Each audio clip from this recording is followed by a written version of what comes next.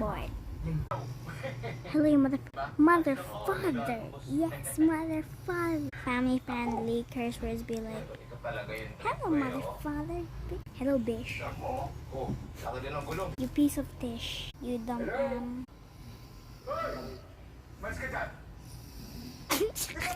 My most personal thing in my life. Ano bang pakay mo? Ha? Bakit ko? Nalilinitan ka pa sa akin? She's snoring too.